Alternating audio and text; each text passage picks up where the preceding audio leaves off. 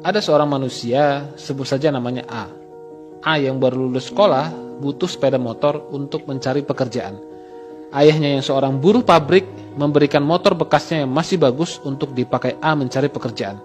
Di sini A masih sangat murni, masih bebas dari utang dan cicilan. Setelah diterima kerja, motor ayahnya dijual untuk dijadikan DP membeli motor baru dengan cicilan 5 tahun. Tujuannya agar terlihat lebih keren karena A sudah punya pekerjaan. 5 tahun bekerja, gaji A bertambah. Kemudian motornya dijual untuk dipakai DP mobil baru dengan cicilan 5 tahun, tujuannya agar terlihat keren. Setelah itu, A bekerja lebih keras dan rajin untuk membayar cicilan mobilnya. 10 tahun bekerja, akhirnya A menikah dan memiliki anak.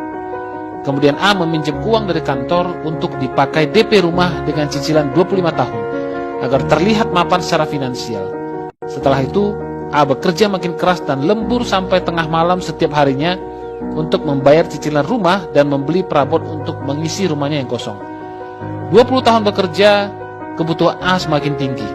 Anaknya yang sudah dewasa butuh kendaraan untuk kuliah dan akhirnya A meminjam lagi dari kantor untuk membeli mobil untuk anaknya dan membayar dengan sistem cicilan.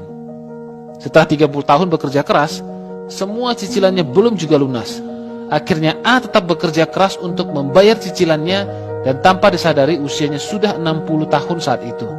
A sudah ingin pensiun untuk menikmati hidup di masa tua, tapi A tidak bisa melakukannya karena cicilannya masih banyak.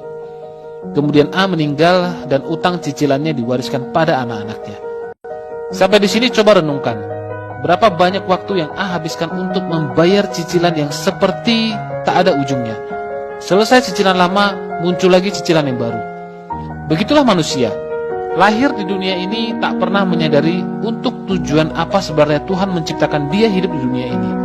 Apakah tujuan manusia hidup hanya untuk membayar cicilan seumur hidupnya? Bukan. Manusia diciptakan di dunia ini untuk menikmati dunia ini dengan bahagia dan bebas. Bukan terikat pada pekerjaan dan utang yang tak ada ujungnya.